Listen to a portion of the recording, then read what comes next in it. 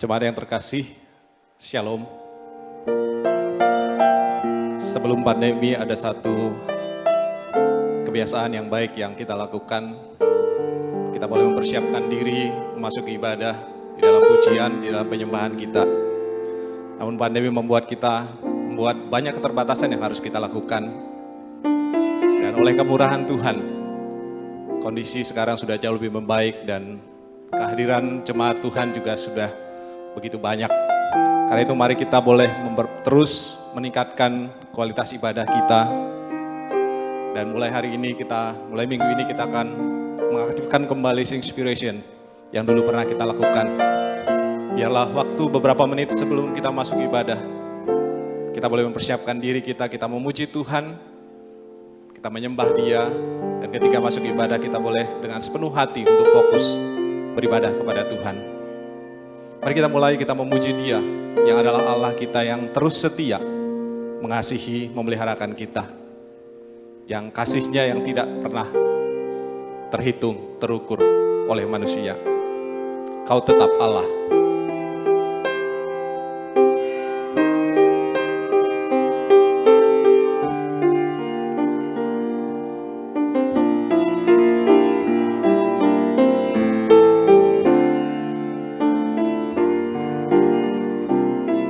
Betapa dahsyat Engkau Tuhan. Betapa dahsyat Engkau Tuhan, Pencipta segala yang ada, dulu, sekarang, sampai selamanya. Hanya Engkau Tuhan, tak terselami pikiranmu, tak terukur panjang setiamu, dulu, sekarang, sampai selamanya. Hanya Engkau Tuhan. Ku sembah Engkau Yesus, hanya Engkau Allah di hidupku. Tiada yang lain, hanya Kau, hanya Engkau Tuhan selamanya. Kau tetap Allah, walau dunia semua bergoncang,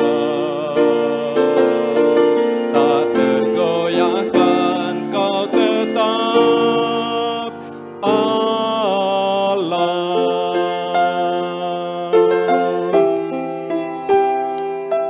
Ya Allah kita yang tidak terukur kasih setianya, mari kita pujikan sekali lagi betapa dahsyat Engkau Tuhan yang menolong kami melewati pasang surut kehidupan ini.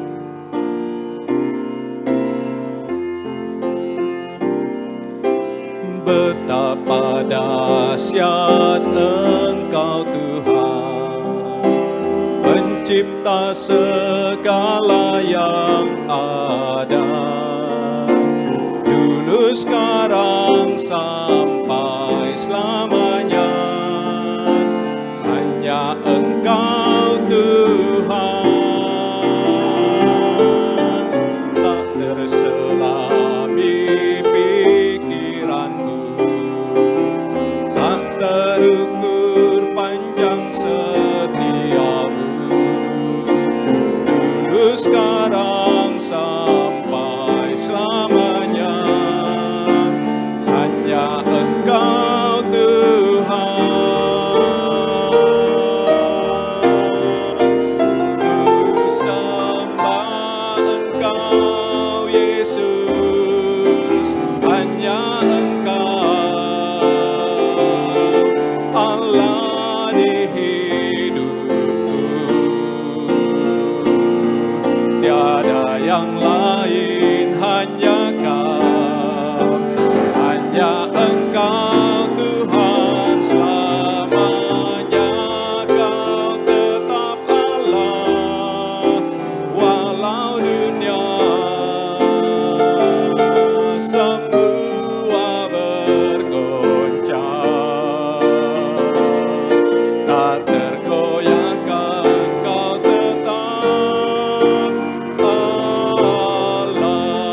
ku sembah, ku sembah Engkau Yesus, hanya Engkau Allah di hidupku,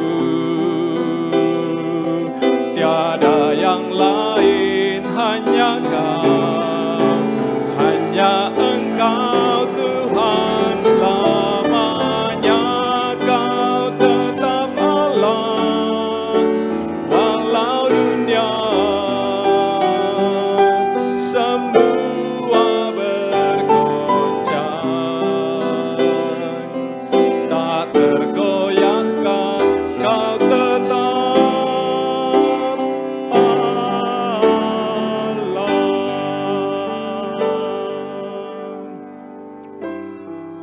Mari kita mengambil waktu tenang, waktu teduh. Kita mempersiapkan diri kita untuk memasuki ibadah.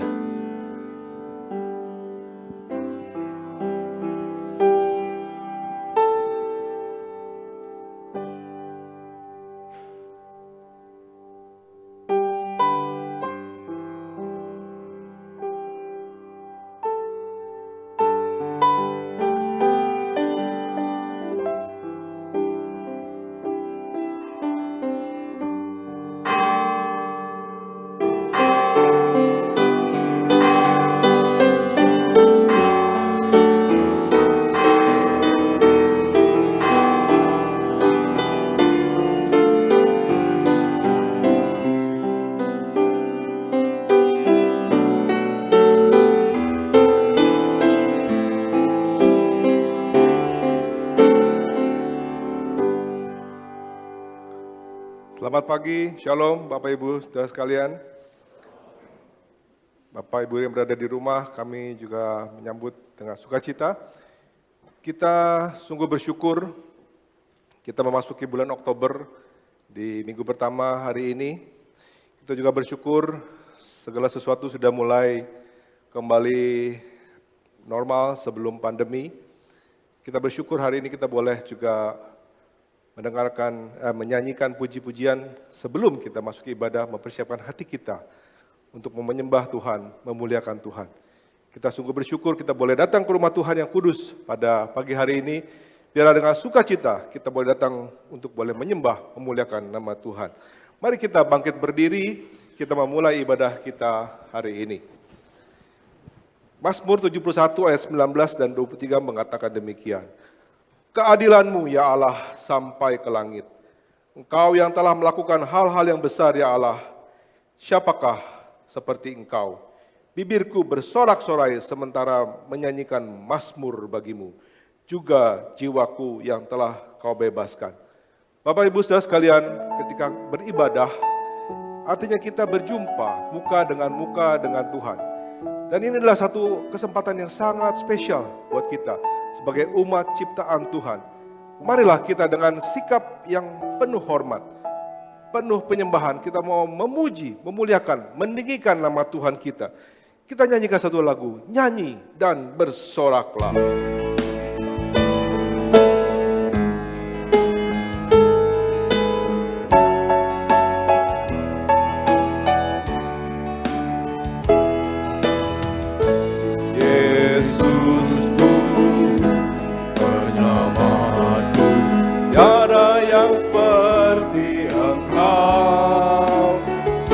Hari ku memuji keajaiban kasih-Mu.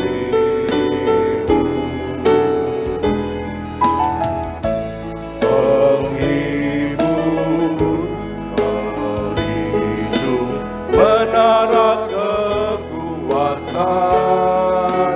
setiap hari yang bernafas tak berhenti menyembah-Mu.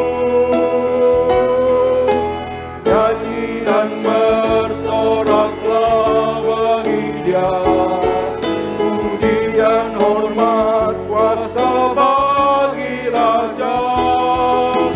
Gunung tunduk, laut bergelora mendengar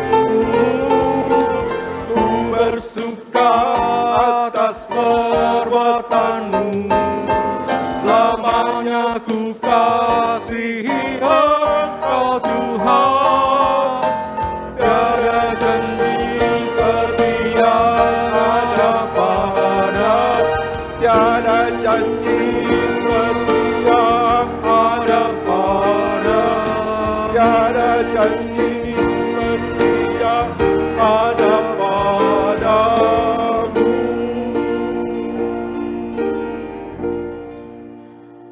Kami datang menyembah Engkau Tuhan, Allah pencipta langit dan bumi, Allah yang menciptakan kami sebagai umat ciptaan Tuhan. Ketika kami boleh datang menyembah Tuhan, memuliakan nama Tuhan, meninggikan nama Tuhan, biarlah hati kami boleh terangkat dengan tulus, puji-pujian kami boleh menjadi persembahan yang harum buat kemuliaan nama Tuhan. Kami menyadari ketika kami beribadah, kami berjumpa muka dengan Tuhan. Dan kami bersyukur kami boleh punya kesempatan itu. Kami boleh dikuatkan Tuhan, kami boleh memuliakan nama Tuhan. Terima kasih Tuhan.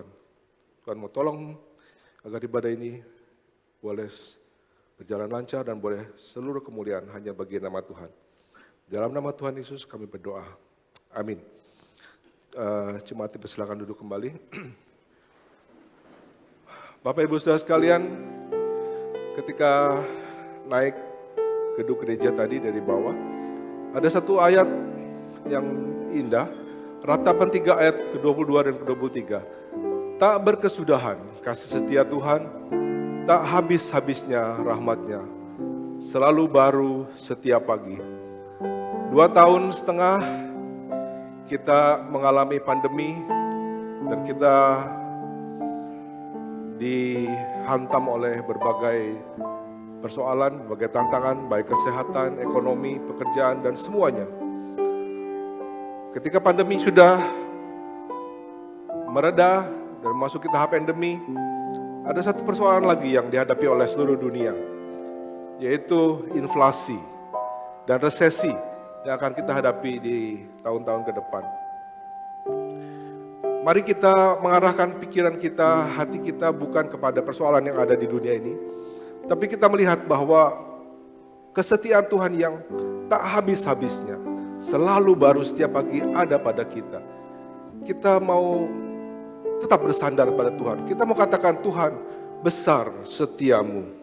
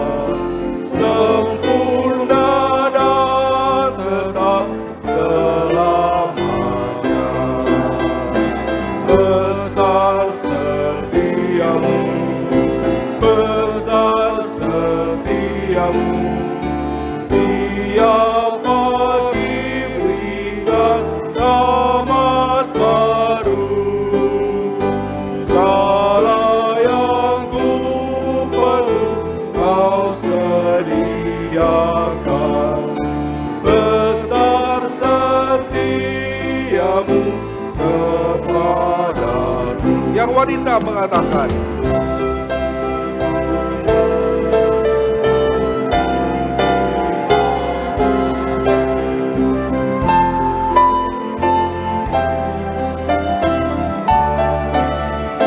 yang pria katakan, alam semesta dan semua ciptaan menyaksikan kasih setia. Bersama-sama, besar setiamu, besar setiamu.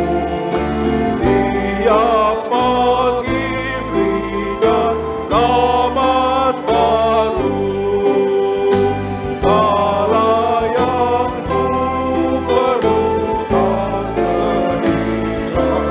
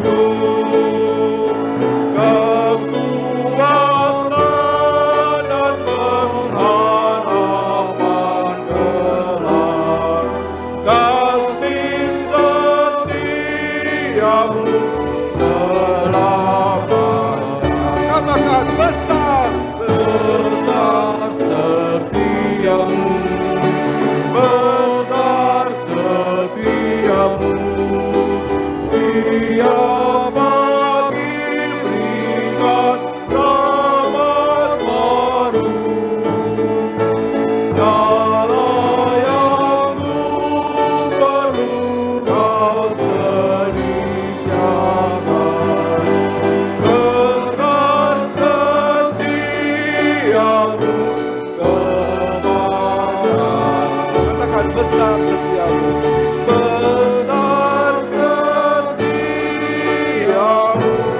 kepada.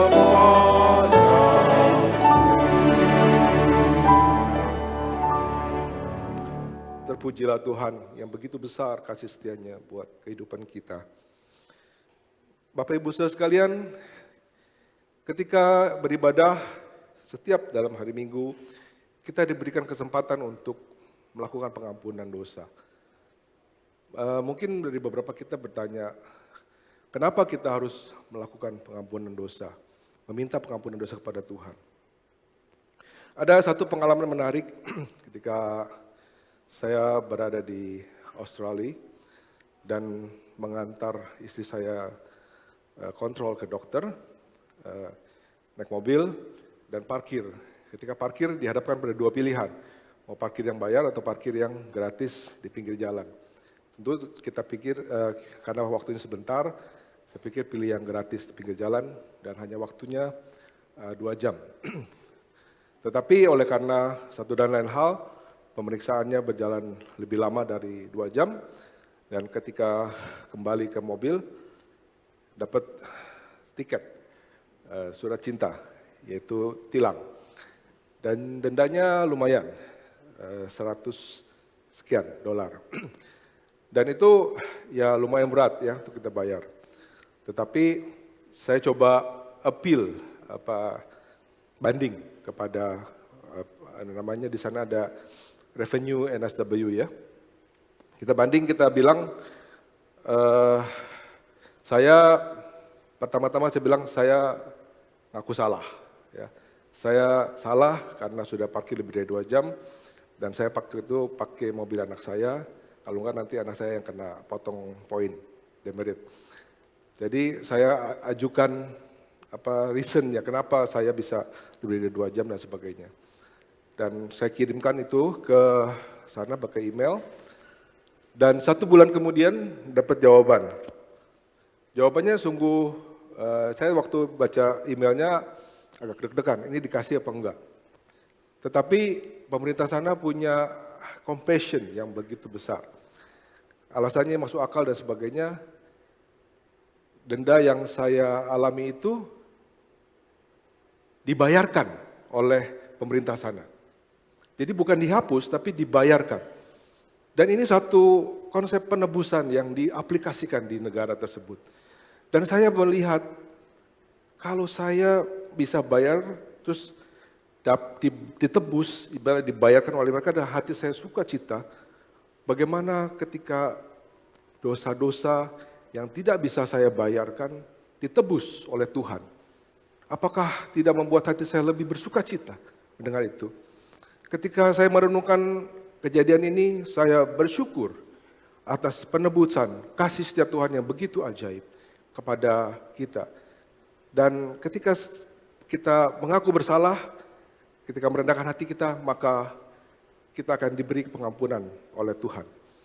Jadi ketika kita datang kepada Tuhan, mari kita datang dengan hati yang penuh tulus, mengaku segala dosa dan kesalahan kita, sambil kita mengingat bahwa penebusan yang agung yang telah Tuhan lakukan buat kita, begitu besar buat kita. Kita selalu ingat itu setiap saat. Kita nyanyikan satu lagu, mengatakan sungguh indah.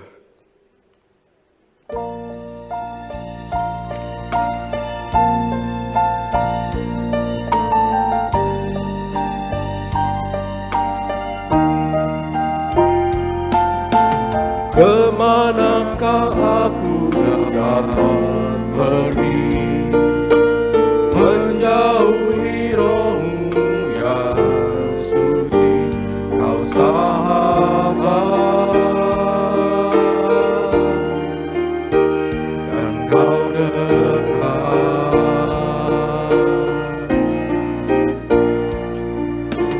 Bahkan seluruh penabi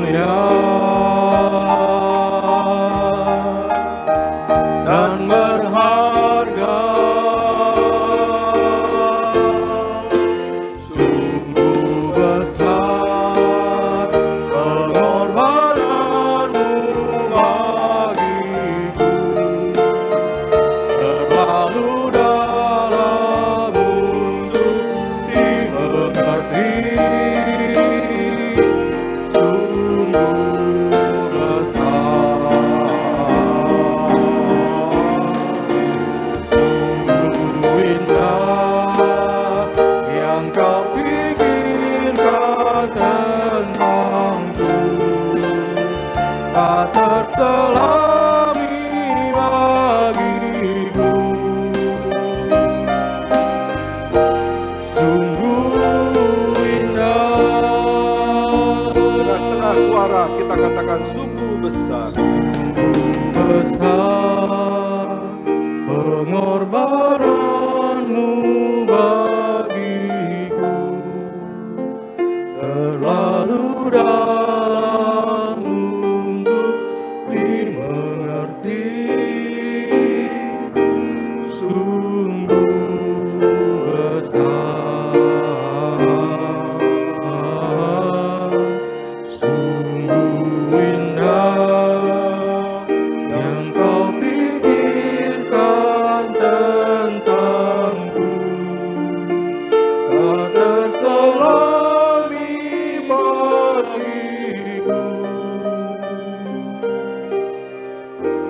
Sungguh indah, Sungguh indah, sungguh indah, sungguh indah. Seperti pemazmur katakan kepada Tuhan, di mana dosanya tidak diketahui orang lain. Dia mengatakan kepada Tuhan seperti ini. Selidikilah aku ya Allah, dan kenalah hatiku. Ujilah aku, dan kenalah pikiran-pikiranku. Lihatlah apakah jalanku serong. Tuntunlah aku di jalan yang kekal. Banyak dosa yang kita lakukan tidak diketahui siapapun. Inilah kemurnian hati dari Daud yang membuka hatinya, yang mengenal Tuhan, yang akan menuntunnya di jalan yang kekal, di mana dia akan diselamatkan melalui imannya kepada Tuhan yang mengasihi dia. Akui dosa kita di hadapan Tuhan yang setia dan adil.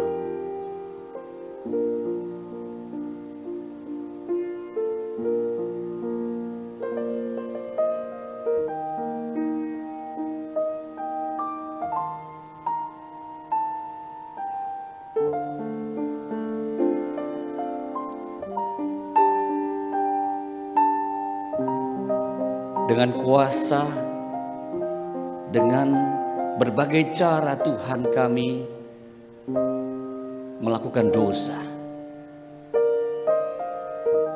Hati kami, pikiran kami yang jahat dan kotor ini telah merusak, menyakiti orang-orang di sekitar kami. Kami sulit mengampuni. Kami sulit mengasihi dengan kasih Tuhan, padahal kami sudah terima kasih dan pengampunan dari Yesus Kristus yang menggantikan kami. Ampuni kami ya Tuhan. Ajar kami melihat kepada Kristus, hanya melihat kepada Kristus.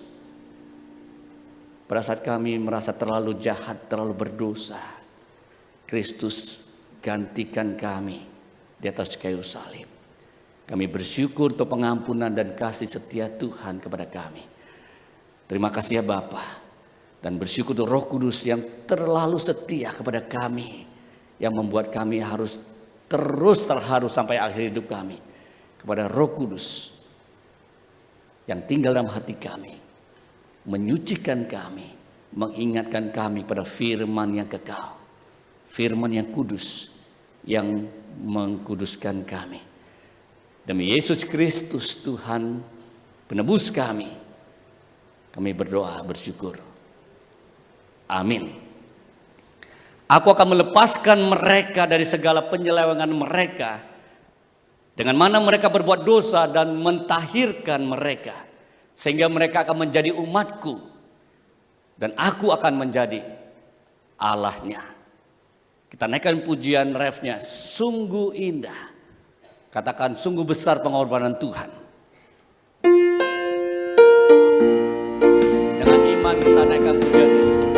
Sungguh besar pengorbananmu bagiku,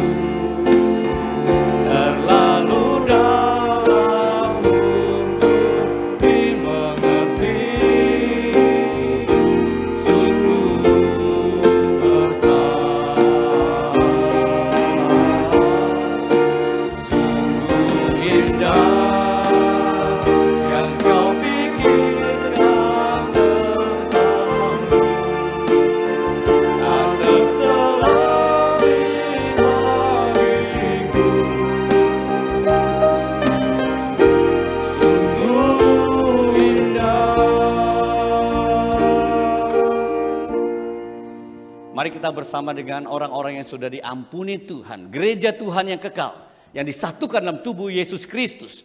Kita mengikrarkan pengakuan iman rasuli. Pengakuan iman rasuli. Aku percaya kepada Allah, Bapa yang Maha Kuasa, Khalik langit dan bumi.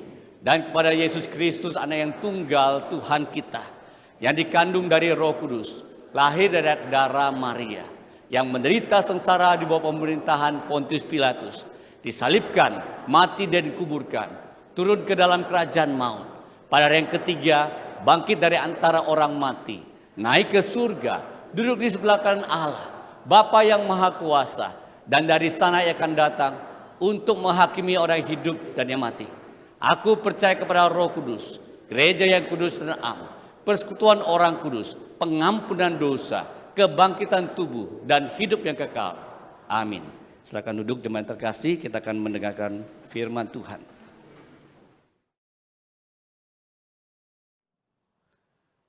Sekali lagi, shalom saudara sekalian. Saya senang mendengar suara yang begitu menggemuruh, ya. Artinya di tengah-tengah kita ada kehidupan, ada saudara seiman yang saling memperhatikan. Ini tidak bisa didengar oleh saudara-saudari yang ada di rumah. Ya, saya juga menyapa saudara-saudari yang ada di rumah. Saudara kalau beribadah di rumah, kalau memungkinkan, ya mulai minggu depan, mari balik ke gereja, suasananya beda. Kita mendapat berkat yang berbeda. Kita bersyukur kepada Tuhan, hari ini kita boleh beribadah bersama.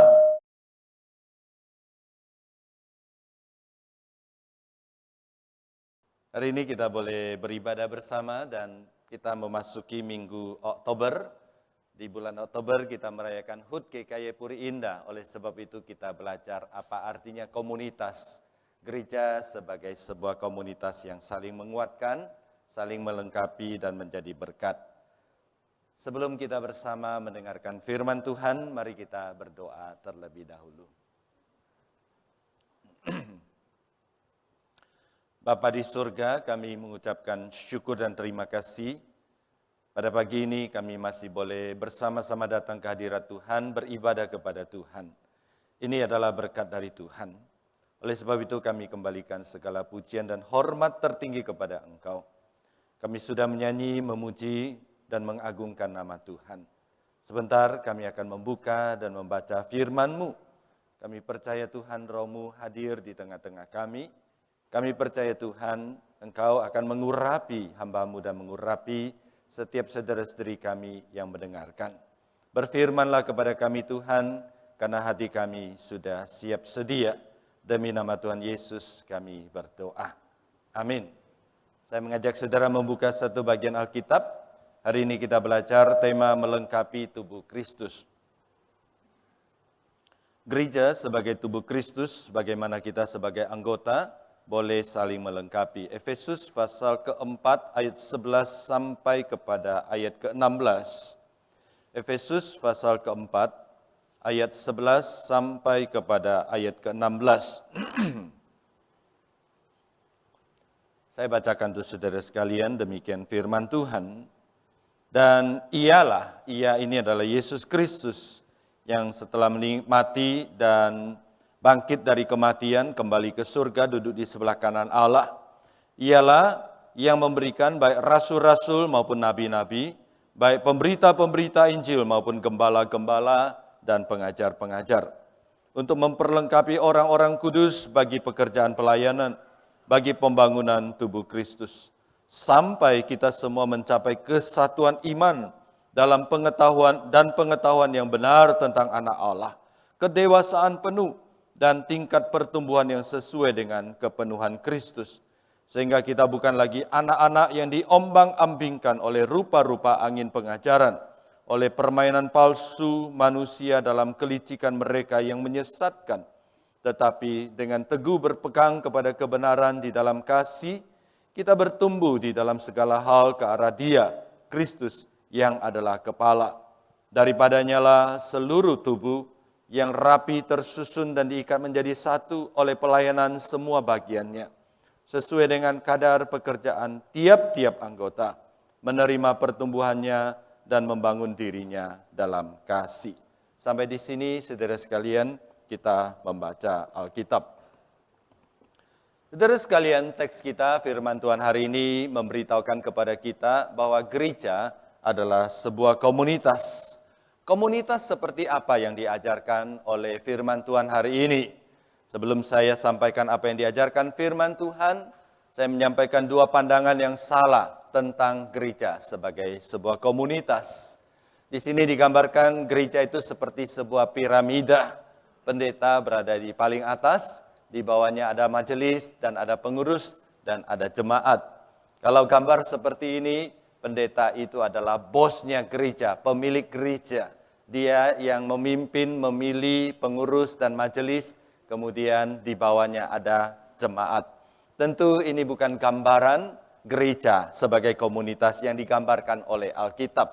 Kemudian yang kedua, ada orang menggambarkan gereja itu seperti sebuah bis yang besar. Ya, saya cari bis yang besar, ini yang terbesar yang saya temukan gambarnya.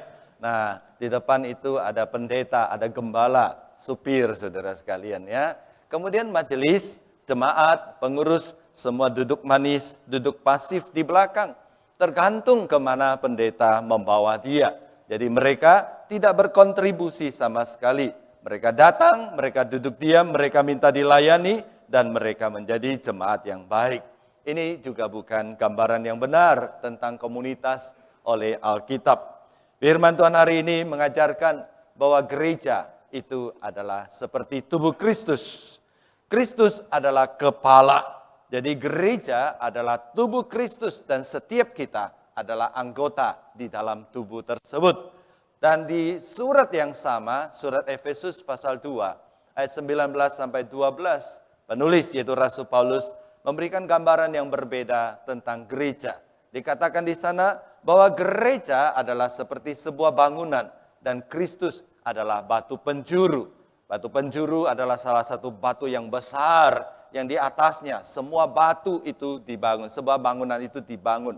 Jadi Kristus adalah fondasi utama dari bangunan gereja. Saudara, kedua ilustrasi tubuh Kristus dan bangunan mengajarkan dua pengajaran yang sama. Yang pertama, sama-sama mengungkapkan bahwa sesama anggota, sesama orang Kristen, kita memiliki relasi yang saling membutuhkan. Sama seperti satu tubuh, tangan membutuhkan kaki, kaki membutuhkan mulut, mulut membutuhkan mata. Kita saling membutuhkan, kurang satu itu tidak lengkap. Yang kedua pengajaran ini atau ilustrasi ini mengajarkan bahwa relasi di antara kita adalah relasi yang saling mempengaruhi. Apa yang dibuat oleh tangan kanan mempengaruhi tangan kiri. Apa yang dibuat oleh mata mempengaruhi kaki. Demikian juga saudara sekalian, kalau bangunan ini, saudara buang satu tiang, apalagi satu tiang utama, maka seluruh bangunan itu akan roboh. Jadi dua ilustrasi ini menekankan pengajaran yang sama. Kita saling membutuhkan dan kita saling mempengaruhi. Dari ilustrasi ini, saudara, kita belajar satu pelajaran yang sangat penting.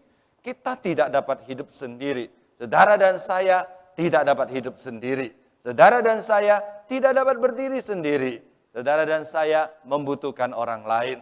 Nah, saudara, kalau ada orang yang mengatakan, saya begitu kuat, saya kokoh, saya dapat berdiri sendiri. Saya tidak butuh siapapun juga. Saya percaya saudara. Saudara tidak butuh siapapun juga. Tapi jangan lupa, Tuhan selamatkan saudara, orang lain membutuhkan saudara.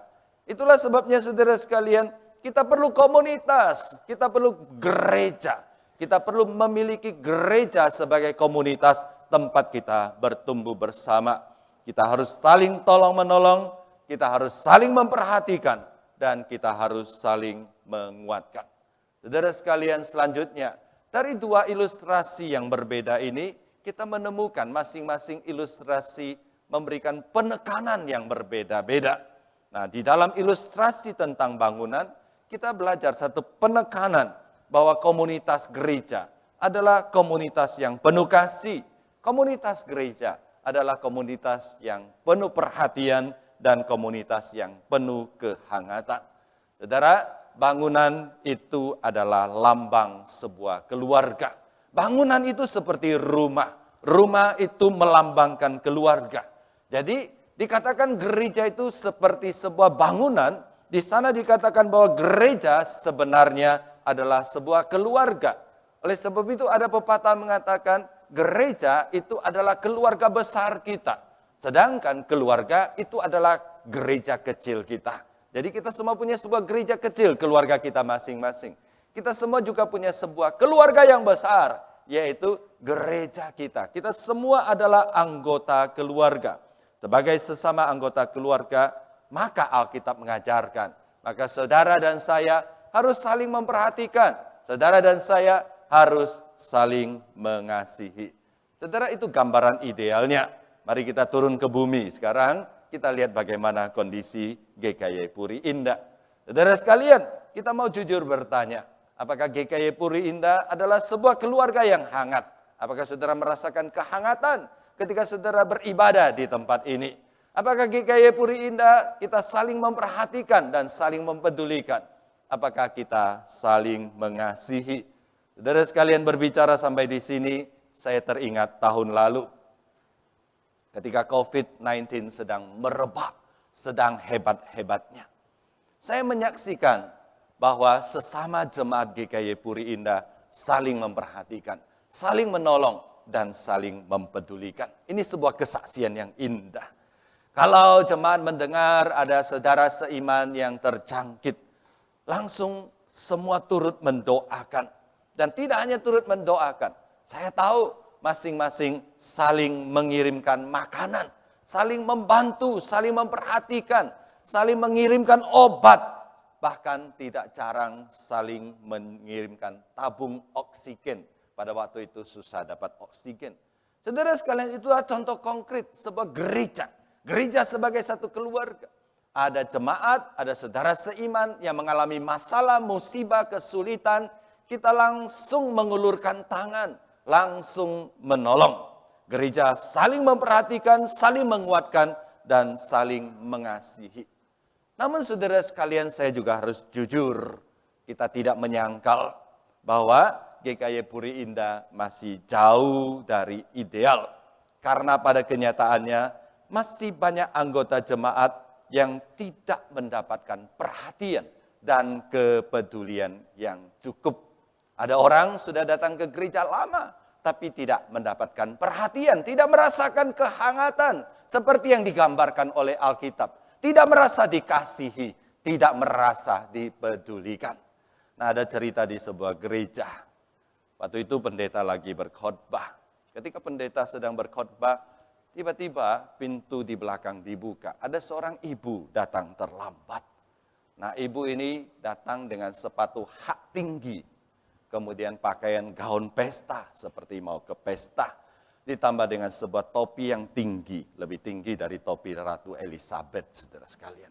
Dia berjalan dengan santai masuk. Tik-tok, tik-tok bunyi apanya? Bunyi sepatu hak tingginya. Ya, kalau udah terlambat dia seharusnya duduk di paling belakang. Enggak, dia lewatin barisan belakang. Padahal ada tempat kosong, saudara sekalian. Kemudian di tengah ada tempat kosong, dia lewatin lagi, saudara sekalian ya. Padahal pendeta lagi berkhotbah. Nah, dia terus duduk di barisan paling depan. Biasa di depan nggak ada yang berani duduk, saudara sekalian ya. Karena itu di samping pendeta. Nah ya, kalau di samping pendeta pada takut, saudara sekalian. Karena, saudara sekalian dia duduk paling depan ya. Lalu ya kebaktian pendeta tentu terganggu khotbahnya ya. Nah, selesai kebaktian ada usher yang samperin dia. Dia berkata, "Bu, kebaktian kita itu mulai pukul 8. Ya, usahakan ibu jangan telat ya. Nah, kalau telat pun ibu tolong duduk di belakang ya, jangan di depan ya. Semua orang memperhatikan." Nah, saudara sekalian, saudara tahu bagaimana jawab ibu ini? Ibu ini menjawab, "Akhirnya," katanya ya. "Setelah 3 tahun saya beribadah di sini, ada orang samperin saya dan menyapa saya ya." Saudara, nah kalau saudara sudah 2 tahun, 1 tahun tidak pernah ya disapa oleh saudara seiman, minggu depan pakai topi tinggi, saudara sekalian ya. Ya, boleh terlambat minggu depan, lalu TikTok duduk di depan saudara sekalian. Pasti saudara disamperin. Nah, saudara, ya saya juga merasa kadang-kadang saya susah mengenal jemaat. Ya, saudara, saya sudah 2 tahun melayani di sini. Salah satu kelemahan saya merasakan adalah saya masih susah mengenal jemaat ya. Ya, kalau mau agak ya membela diri, saya salahkan masker, saudara sekalian ya. Saudara ganti masker terus sih ya. Kalau maskernya ada nama masih mending, saudara sekalian ya. Kadang-kadang sudah temu, ya kadang-kadang ya saya paling takut ditanya, masih ingat saya? Wah ya, ingat dong gitu ya. Siapa namanya? Wah itu saudara sekalian ya. Nah siapa ya? Ya gitu ya. Nah saudara sekalian kadang-kadang di mall ketemu ya. Nah saya ya berharap ya ini satu permintaan saya kalau saya boleh meminta. Saudara kalau di mall ketemu saya, di pasar ketemu saya, tolong datang dan sapa saya. Kalau suruh saya sapa Bapak Ibu susah karena kadang-kadang sudah ganti baju ya. Di sini rapi-rapi semua, di sana pakai baju kerja. Kadang-kadang nggak kenal ya, ganti sedikit rambut sudah beda saudara sekalian ya. Nah saya sih lebih gampang saudara dikenal ya. Nah saudara sekalian saling memperhatikan, saling mempedulikan. Ya cerita di atas tentu bukan kisah nyata, ibu tadi itu ya. Tapi itu ceritanya ekstrim, mengingatkan kita bahwa kadang-kadang kita kurang memberi perhatian kepada sesama jemaat. Tentu saja saudara sekalian, doa kita, kerinduan kita bersama. Semua anggota jemaat yang hadir beribadah di tempat ini, bahkan saudara yang beribadah di rumah, bisa diperhatikan, bisa mendapatkan kepedulian yang sama. Dan tidak hanya itu, doa kita adalah setiap saudara yang beribadah di sini memiliki sense of belonging. Saudara merasa gereja ini adalah keluarga saudara. Dan saudara merasa diterima, dan saudara merasa disayangi. Disayangi artinya kalau saudara tidak beribadah ada yang cari. Nah ada jemaat saudara sekalian sudah berbulan-bulan tidak ibadah di tempat kita. Tidak ada yang pernah menanyakan dia. Tidak ada yang pernah mencari dia. Saudara sekalian sedia kalau saudara sudah beribadah 1 tahun, 2 tahun, 3 tahun, 5 tahun. Lalu saudara tidak muncul di gereja 1 bulan, 2 bulan. Tidak ada seorang pun yang tahu saudara tidak hadir di gereja. Saudara bukankah itu menyedihkan? Seharusnya setiap kita saling memperhatikan dan saling memiliki. Dan itulah doa kita. Bagaimana caranya? Bagaimana caranya supaya saudara dan saya bisa menjadi komunitas yang saling melengkapi, saling mempedulikan. Saudara tidak bisa andalkan pendeta, tidak bisa andalkan hamba Tuhan. Bukan kami mau lari dari tanggung jawab, tapi memang kami terbatas. Ingatan kami, kalau ingat 100 nama saudara sekalian itu sudah lumayan saudara sekalian. Jemaat kita ada 1000, bagaimana saya bisa menghafal? Saudara apalagi otak saya itu adalah masih Pentium saudara sekalian ya. Jadi sudah jarang ya, sudah tidak terlalu tajam lagi. Jadi susah bagi saya. Kadang-kadang baru tanya ya, kelemahan saya kadang-kadang begini. Baru tanya mari kita berdoa namanya siapa. Lagi doa lupa namanya saudara sekalian ya. Bisa lupa. Jadi susah bagi saya. Nah saudara sekalian, kalau mengandalkan hamba Tuhan, mengandalkan majelis saja, mengandalkan pengurus saja, saya kira susah.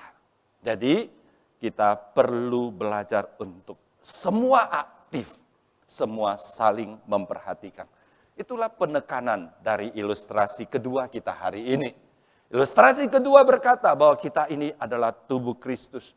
Kristus sebagai kepala dan setiap kita adalah anggota. Saudara dan saya adalah anggota. Kalau ilustrasi bangunan menggambarkan gereja itu seperti sebuah rumah keluarga yang hangat. Kalau ilustrasi gereja adalah tubuh Kristus, maka penekanannya adalah sebagai sesama anggota setiap kita itu harus aktif. Harus aktif saling memperhatikan. Karena itu sebagai tubuh Kristus, maka kita memiliki relasi yang hidup. Sebagai sesama anggota tubuh, apa yang dirasakan oleh satu anggota seharusnya dirasakan oleh semua anggota. Ada satu anggota berbahagia, seharusnya semua anggota berbahagia. Ada satu anggota menderita, seharusnya semua anggota turut merasakan penderitaan. Bukankah itu tubuh, saudara sekalian? Ya, saudara, jari tangan saya itu pernah kejepit mobil, pintu mobil. Yang jepit dia siapa, saudara sekalian? Yang jepit tangan saya itu siapa? Ya saya, saudara sekalian ya. Ya, saya taruh di sana tutup, saudara sekalian. Nah, itu jepit. Lalu yang sakit siapa, saudara sekalian? Sakitnya bukan hanya di sini, bukan hanya di sini, tapi menusuk sampai ke ulu hati, saudara sekalian. Ya, ini mau marah kepada siapa? Marah kepada mobil, sayang dipukul ya. Marah kepada diri sendiri. Saudara sekalian, sendiri melukai sendiri, tapi dirasakan oleh seluruh tubuh. Seperti itulah seharusnya terjadi di dalam gereja. Ada relasi yang hidup, itu namanya relasi yang organik. Saudara dan saya saling mengenal, saling memperhatikan, saling mengetahui. Ada yang rasa bahagia, sukacita, ada yang menderita. Kita merasakan. Itulah keluarga, itulah anggota tubuh. Kembali saudara sekalian, itu ideal. Kita kembali ke bumi lagi. Kita kembali kepada gereja kita. Kita bertanya, bagaimana kondisi gereja kita hari ini? Saudara harus diakui, kalau di atas saya mengatakan, ada anggota gereja yang luput dari perhatian yang memadai. Tapi saya juga harus mengakui, di gereja ada juga jemaat yang tidak peduli kepada siapapun juga. Nah, ada jemaat, dia hanya datang beribadah dan tidak peduli, dan dia tidak punya komunitas kecil apapun juga. Dan dia tidak kenal siapapun juga, selain kepada pendeta. Nah, saudara sekalian, karena saya pendeta lumayan baru di sini, ada beberapa pengalaman saudara sekalian. Satu kali saya datang kebaktian, ya, saya sudah pakai jas masuk, ada seorang ibu duduk, ya. Saya datang, saya salaman sama dia, tidak salaman waktu itu ya. Saya, ibu siapa, tinggal di mana, ya sudah kenal. Dia tanya balik, saudara sekalian, kamu siapa, saudara sekalian? Saya gimana jawabnya, saudara sekalian ya? Kamu siapa, katanya ya? Ya, saya bilang saya pendeta. Oh, pendeta baru ya, katanya ya. Ya, pendeta baru ya. Ya, saudara sekalian ya, baru lulus ya. Ya susah juga sekolah ya, katanya ya. Berpuluh-puluh tahun baru lulus ya. Ya sudah dijelasin, saudara sekalian ya. Nah, saudara sekalian, ada orang ya tidak peduli, tidak kenal, dan tidak punya komunitas apapun juga. Saudara sekalian, apakah Anda termasuk orang yang berwarna hitam itu? Saudara tidak dikenal di dalam gereja. Dan saudara tidak mengenal siapapun juga di dalam gereja. Saudara tidak pernah menceritakan sukacita saudara. Dan saudara tidak pernah men-sharingkan penderitaan saudara kepada siapapun juga di dalam gereja. Dan saudara juga tidak pernah mendengarkan sharing sukacita dan sharing penderitaan dari sesama anggota gereja. Bahkan saudara tidak merasa saudara menjadi bagian tubuh, anggota dari tubuh Kristus di gereja ini. Saudara sekalian, apakah seperti itu komunitas yang diharapkan Tuhan? Tentu bukan. Jika saudara hari ini belum punya komunitas apapun juga, ya, selain daripada beribadah di tempat ini, gereja menyediakan banyak sekali komunitas-komunitas kecil. Dan saudara perlu aktif. Sebagai anggota tubuh Kristus, saudara tidak boleh pasif. Saudara bukan penumpang. Saudara adalah anggota tubuh. Saudara perlu aktif mencari komunitas bagi saudara, untuk bertumbuh bagi saudara. Saudara, saya daftarkan, gereja kita itu punya 2 jenis komunitas. Dan saudara, kalau saudara mau, saya kira lebih dari cukup. Yang pertama, komunitas berbasis kesamaan gender dan kesamaan usia. Ada komisi anak. Saudara kalau mau melayani sekolah minggu, melayani anak-anak, saudara bergabung dan saudara ada guru sekolah minggu yang jadi komunitas saudara. Sehingga kalau saudara punya masalah, guru-guru sekolah minggu, pengurus sekolah minggu akan menjadi komunitas saudara. Ada komunitas remaja, ada komunitas pemuda, Kaleb wanita, Adelphos, Pasutri. Itu berbasis gender. Saudara kalau belum termasuk komisi apapun juga, saudara tidak baik. Karena saudara tidak bisa hidup sendiri. Saudara anggota tubuh. Saudara tidak boleh bilang, saya mau pindah keluar dari tubuh. Nggak bisa. Saudara mau tidak mau harus tersambung. Ada komunitas berbasis unit pelayanan. Ada misi, PI, ada diakonia, perlawatan, ya saudara sekalian. Ada angklung, paduan suara, kita punya banyak sekali paduan suara. Nah saudara kalau gabung dengan salah satu paduan suara, saudara itulah komunitas saudara bertumbuh bersama melayani Tuhan. Kalau saudara tidak datang latihan, minimal orang tahu saudara tidak datang. lalu dicari saudara sekalian. Jadi kalau gereja kalau kebaktian 2 ini 500 orang, bagaimana kita tahu ada 1-2 orang tidak hadir, tidak aktif. Tapi kalau gabung dalam komunitas-komunitas kecil, ada pelayanan Sarpras, Kadre, Oikmas, KPR, dan banyak sekali saya tidak sebut semuanya. Intinya saudara sekalian, kita tidak boleh tidak punya komunitas. Saudara tidak boleh hanya datang ke gereja, lalu saudara tidak terpaut, tidak bergabung dengan apapun juga. Oleh sebab itu saya katakan di sini, setiap kita datang ke gereja, kita tidak boleh menjadi orang yang bermental tamu, karena gereja bukan hotel. Kita datang ke gereja, kita tidak boleh menjadi orang yang bermental konsumen, karena gereja bukan supermarket. Kita datang ke gereja, kita tidak boleh jadi orang yang bersikap apatis. Saya tidak peduli kepada siapapun juga. Yang penting saya cari Tuhan. Tidak. Gereja itu bukan kendaraan umum. Saudara naik pesawat, saudara tidak perlu kenal kiri, kanan, depan, belakang. Apalagi pilotnya. Nggak perlu. Saudara cuma duduk, tidur saudara sekalian. Sampai turun. Banyak orang punya mental seperti itu. Yang penting saya datang, saya ketemu Tuhan. Saya nggak mau tahu dia siapa, dia siapa, dia siapa, dia siapa. Itu tidak ada hubungan. Saudara, itu bukan komunitas. Itu bukan gereja. Gereja adalah komunitas. Gereja adalah keluarga. Dan setiap kita adalah anggota keluarga. Saudara, sedih sekali kalau hari ini ada jemaat hanya datang, ikut kebaktian, setelah itu pulang. Minggu depan datang lagi ikut kebaktian, itu pulang, itu jadi kebiasaannya. Waktu dia ada masalah, tidak ada seorang jemaat pun yang tahu dan mengulurkan tangan. Dan sebaliknya ketika ada jemaat yang punya masalah, dia tidak pernah ulurkan tangannya. Dan tidak pernah berdoa untuk sesama anggotanya. Inikah yang disebut saudara seiman di dalam Kristus? Inikah yang disebut dengan sesama anggota tubuh Kristus? Apakah ini gambaran komunitas yang dikehendaki Allah? Tentu bukan. Allah ingin kita tumbuh bersama. Allah ingin kita menjadi komunitas. Itulah kita belajari dari teks kita. Saudara, ayat 11 mengatakan Kristus memberikan 5 jenis pelayanan. Ada rasul, ada nabi, pemberita Injil, gembala, dan pengajar. Kelima jabatan ini adalah pemimpin gereja. Apa tugas mereka? Tugas mereka adalah menolong jemaat bertumbuh. Jadi 5 jabatan ini bukan jabatan satu-satunya atau jabatan yang ekstensif, yang lengkap. Tapi ini adalah contoh 5 jabatan pemimpin.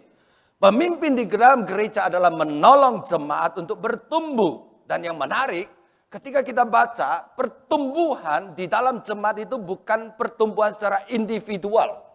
Jadi pendeta, rasul, pemberita Injil bukan menolong jemaat bertumbuh satu. Tidak secara individual, tapi secara komunal. Dan hal ini ditekankan 3 kali. Di dalam ayat 13 dan ayat 16. Ayat 13 berkata kepada kita, sampai kita semua mencapai kesatuan iman dan pengetahuan yang benar tentang anak Allah. Kedewasaan penuh dan tingkat pertumbuhan yang sesuai dengan kepenuhan Kristus. Kita highlight, kita perhatikan kata kita semua. Bertumbuh bersama, bukan satu persatu. Orang percaya memang harus bertumbuh. Saudara dan saya memang harus bertumbuh di dalam iman dan di dalam pengetahuan rohani. Tapi konteks pertumbuhan kita adalah selalu konteks gereja, komunitas. Oleh sebab itu iman dan pengetahuan rohani itu urusan pribadi saya dengan Tuhan. Tapi iman dan pengetahuan rohani bertumbuh secara komunal. Karena itu Allah ingin kita bertumbuh bersama-sama. Hal ini dengan jelas dilihat dari ilustrasi tubuh kita.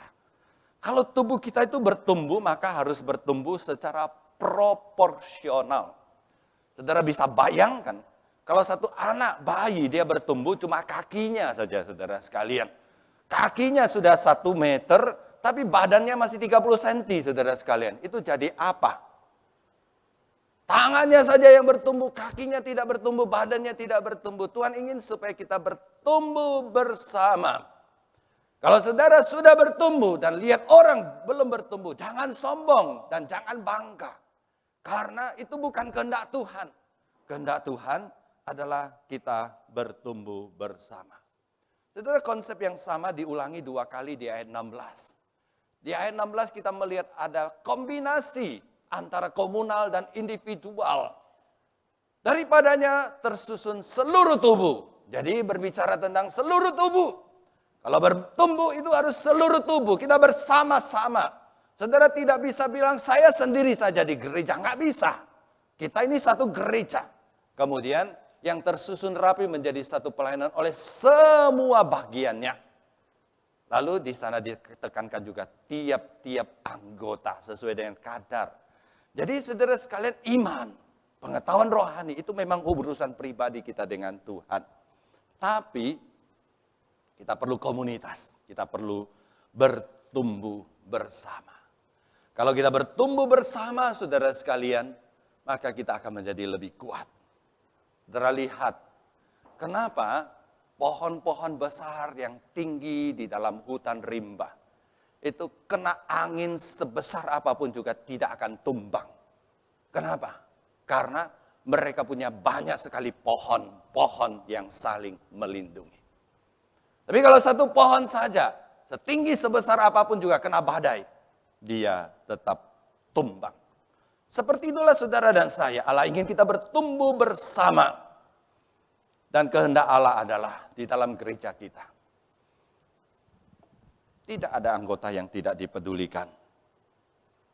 Dan tidak ada anggota yang tidak peduli. Itulah esensi gereja. Itulah komunitas. Itulah keluarga. Dan itulah tubuh Kristus.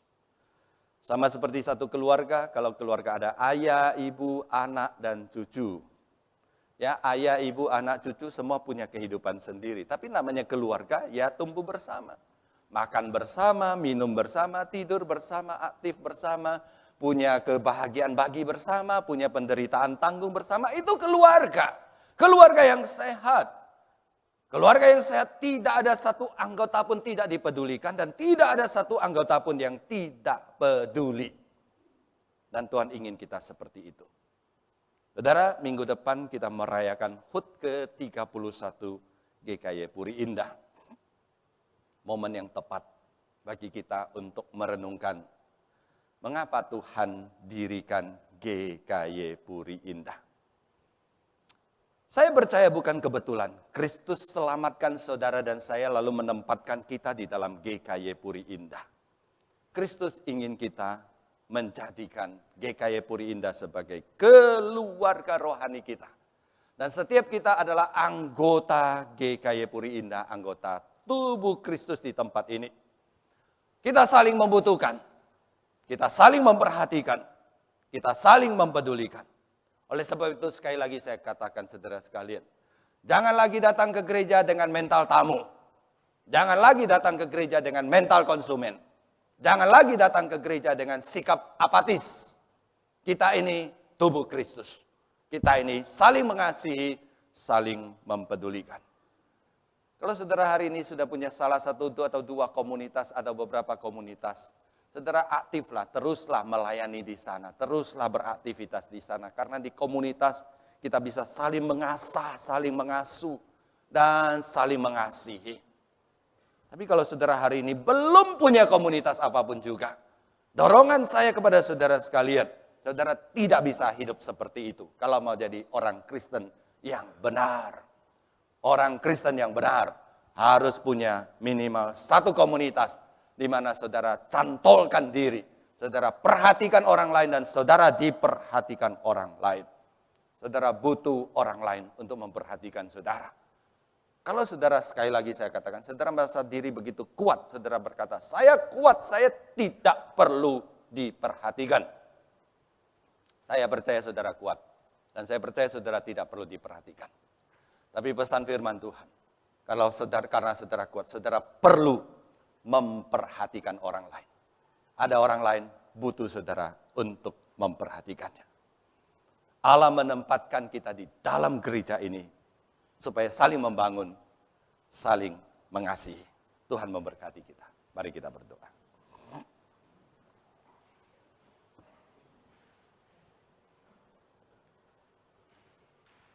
Kiranya firman Tuhan menolong kami untuk sungguh-sungguh meresapi, memahami apa artinya menjadi bangunan Kristus dan apa artinya menjadi tubuh Kristus. Roh Kudus menggerakkan kami untuk mencari komunitas, supaya kami boleh saling memperhatikan dan saling mengasihi. Demi nama Tuhan Yesus kami berdoa. Amin.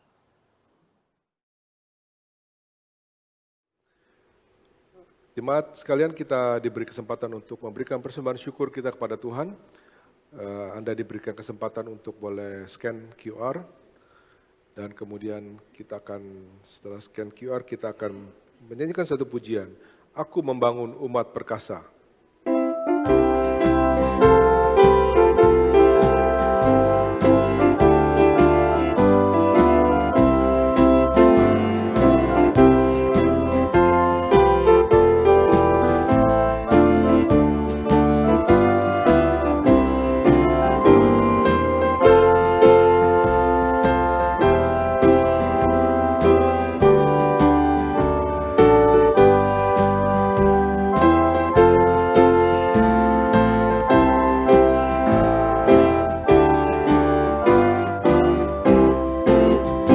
Aku membangun umat perkasa dan yang penuh dengan pujian, yang mengikuti pimpinan Rohku dan yang memuliakan nama-Mu.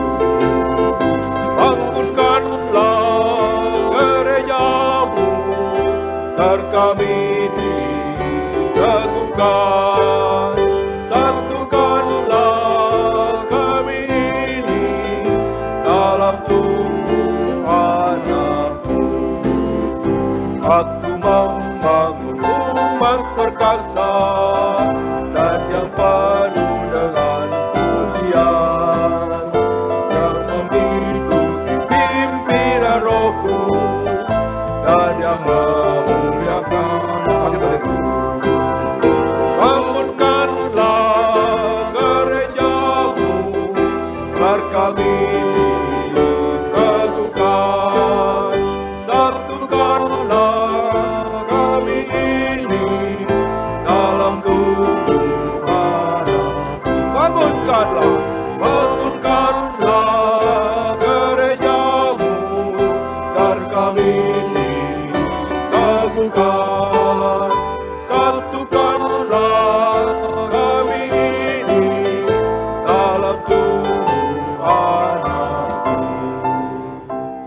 Mari kita bawa persembahan kita dalam doa. Tuhan, kami bersyukur untuk pejawan kudus yang telah boleh kami terima, mengingatkan kami kembali untuk pengorbanan Tuhan yang telah mati bagi dosa-dosa kami. Biarlah kami terus mengingat anugerah Tuhan yang luar biasa, penembusan agung yang telah Tuhan berikan kepada kami.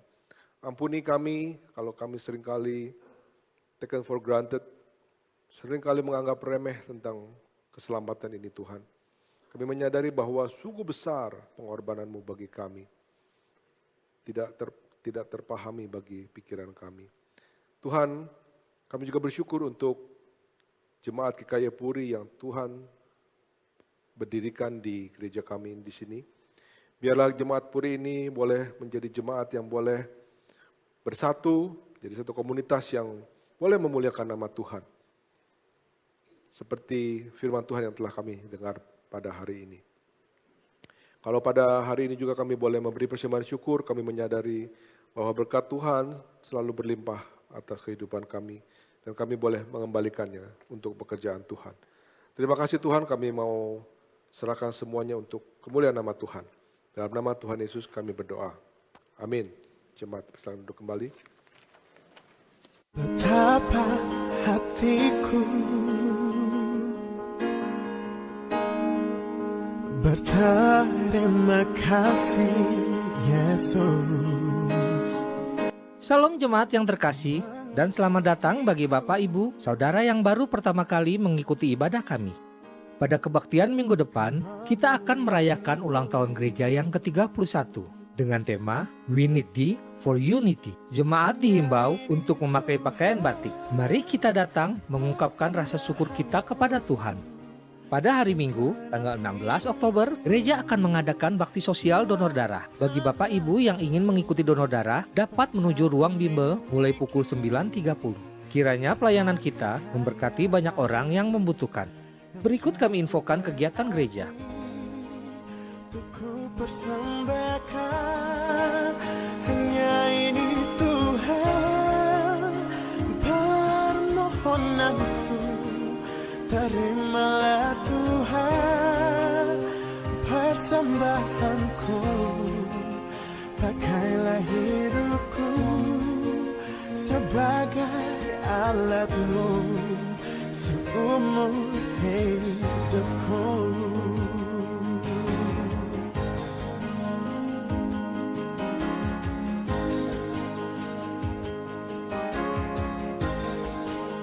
Betapa hatiku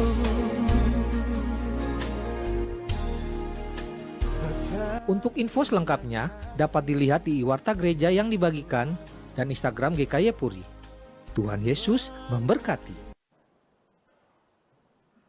Sekali lagi shalom saudara sekalian. Kita sungguh bersyukur hari ini kita boleh beribadah bersama. Saya ingin menyambut saudara-saudari yang pertama kali hadir di tempat ini. Ya, kalau di depan kanan saya ada yang pertama kali hadir, boleh angkat tangan saudara, kami ingin mengenal saudara. Tidak ada. Sebelah kiri? Ya, tidak ada juga. Di balkon? Ya. Saudara, saya mau memperkenalkan salah satu dosen baru dari STT Amanat Agung, Bapak Pendeta Chelson Fuad. Ini kali kedua dia datang, tapi pertama datang tidak saya perkenalkan ya. Pak Chelson dan semua boleh berdiri di mana? Ah ya, di sana ya. Ya, Pendeta Chelson Fuad baru pulang dari Amerika, menyelesaikan doktor dan saat ini bersyukur melayani bersama dengan STT Amanat Agung menjadi salah satu dosen. Saudara, saya undang untuk berdiri dan memberi salam di kiri kanan depan belakang.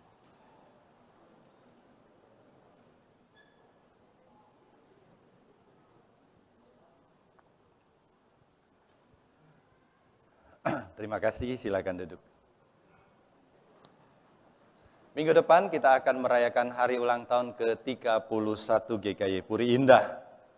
Hari ini bertepatan dengan Hari Batik Nasional, maka ada hiasan batik ya. Saya tidak punya jubah batik pendeta, kalau ada saya mau pakai. Nah, minggu depan didorong saudara untuk kebaktian 2 pukul 8 dan kebaktian 3 pukul 10.30. Komisi Remaja dan Pemuda SING akan bergabung bersama. Dan saudara, minggu depan kita didorong untuk pakai baju batik. Ya, dress code-nya minggu depan baju batik. Ya.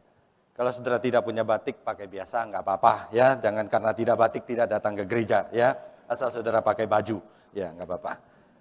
Kita mengucapkan selamat kepada keluarga Bapak Yasin Tanujaya dan Ibu Liliani Chun yang dikaruniai anak kedua dengan nama Dei Tanujaya pada tanggal 25 September kemarin. Ya, DI juga adalah cucu dari Bapak Tan Sihian dan Ibu Han Pui Gyo. Selamat kepada keluarga ini. Kita juga mengucapkan selamat kepada keluarga Bapak Hugo Dwi Putra Wiradharma dan Ibu Agnes Angelia yang telah dikaruniai putri pertama dengan nama Leora Graciela Wiradharma pada tanggal 29 kemarin. Kita ucapkan selamat kepada keluarga Bapak Hugo dan Ibu Agnes. Kita juga mengucapkan turut berduka cita telah dipanggil kembali ke rumah Bapa di surga Ibu almarhumah Lilis Bong pada tanggal 26 September kemarin. Ibu Lilis Bong berusia 86 tahun. Ibu almarhumah adalah istri dari Bapak Jusman dan jenazah telah dimakamkan pada tanggal 28 September kemarin di San Diego Hills. Allah memberikan kekuatan kepada penghiburan kepada keluarga yang ditinggalkan. Kita juga turut berduka cita telah meninggal dengan tenang Ibu Sundari usia 90 tahun. Ibu almarhumah adalah mama dari Ibu Jenny Ng, mama mertua dari Bapak Leonardo Engston, salah satu penatua kita periode yang lalu. Pada tanggal 1 Oktober kemarin, jenazah disemayamkan di Rumah Duka Heaven dan akan dikremasi pada tanggal 6 Oktober. Kiranya Allah juga memberikan kekuatan dan penghiburan kepada keluarga duka yang ditinggalkan. Saudara sekalian, bulan ini kita belajar bulan komunitas. Komunitas tidak hanya dalam konteks gereja lokal, tapi komunitas juga kita belajar dalam konteks sinode. Kita mau berbagian dalam sinode GKY, yaitu mendukung salah satu yayasan yang dikelola dan dijalankan oleh GKY, sinode GKY. Kita akan sedikit mengenal STT Amanat Agung yang dimiliki oleh sinode. Dan tahun ini mereka berusia 25 tahun. Ada satu video singkat memperkenalkan dan informasi tentang STT Amanat Agung. Silakan diputar. Shalom jemaat yang dikasihi Tuhan, tanpa terasa perjalanan pelayanan STT Amanat Agung telah memasuki usianya yang ke-25 tahun. Terbeban menghasilkan pekerja-pekerja bermutu di ladang Tuhan, STT Amanat Agung resmi didirikan oleh Gereja Kristus Yesus pada tanggal 28 Agustus 1997. Sebagai sebuah seminari, STT Amanat Agung merupakan lembaga pelayanan yang sangat erat kaitannya dengan gereja.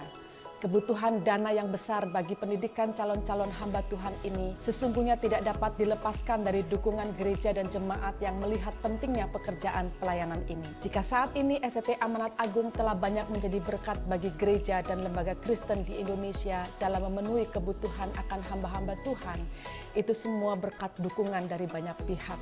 Mewakili seluruh keluarga besar STT Amanat Agung, saya menyampaikan terima kasih atas persembahan yang saudara berikan dalam rangka hari ulang tahun STT Amanat Agung ke-25.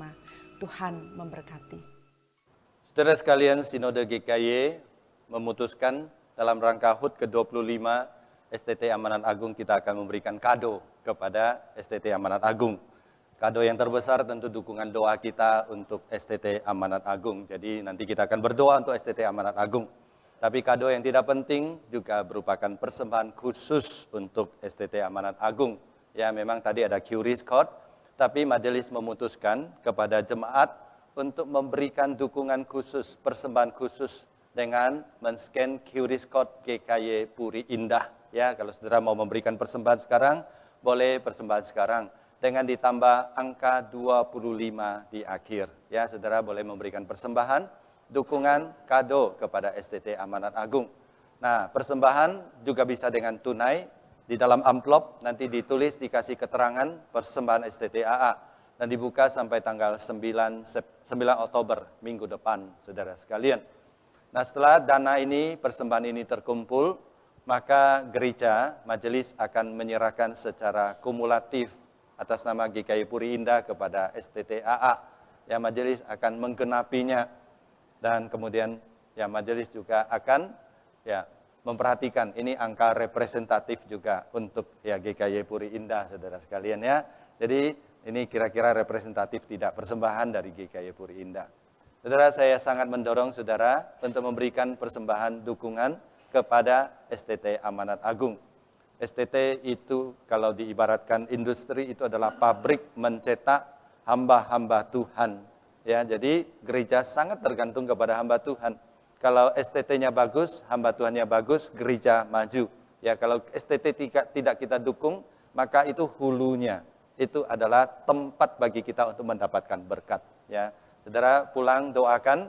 Ya, ini QR code-nya bisa di-scan QR code gereja di belakang. Kasih angka 25, nanti gereja akan kumpulkan dan kita bersama-sama akan serahkan kepada STT Amanat Agung.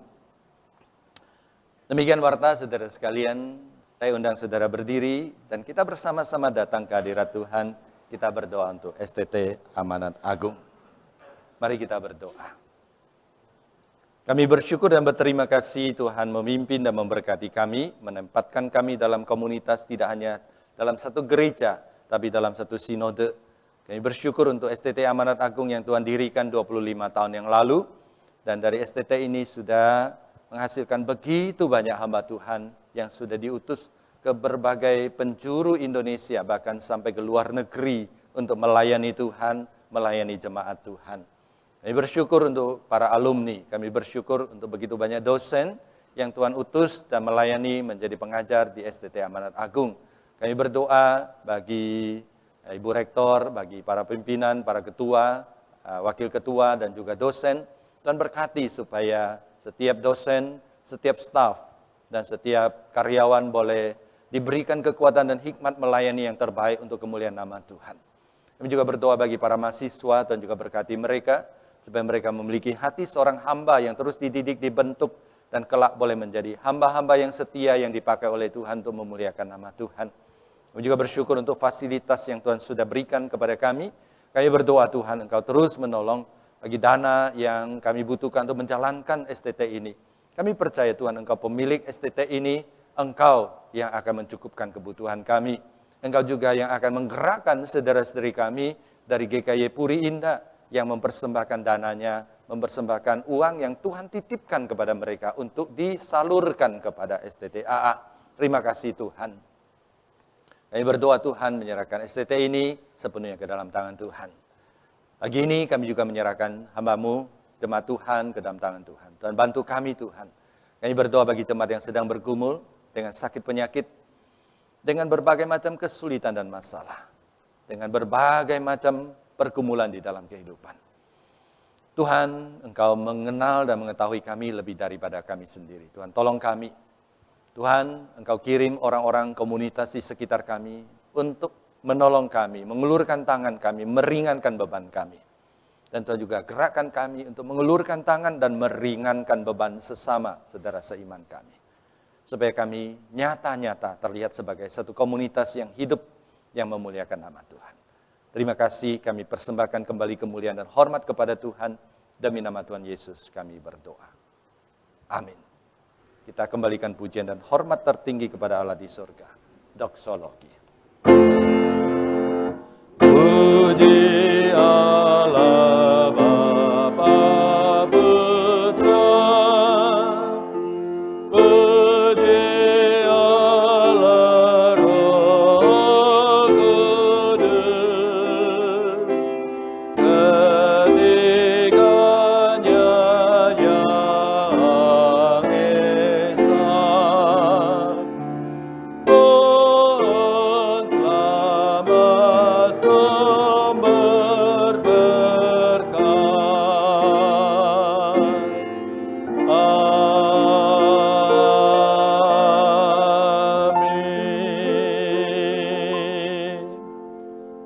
Saudara sekalian, ulanglah, bukalah hatimu, terimalah berkat dari Tuhan. 各位亲爱弟兄姐妹们，我们来到上帝的面前，开我们的心，领受从上帝而来的祝福。但愿我主耶稣基督的恩惠、上帝的慈爱、圣灵的帮助，常与弟兄姐妹们同在，从今时直到永永远远。Kasih karunia dari Tuhan kita Yesus Kristus, cinta kasih dari Allah Bapa, persekutuan dan pertolongan dari Allah Roh Kudus menyertai saudara sekalian dari saat ini sampai selama-lamanya. Amin. Amin.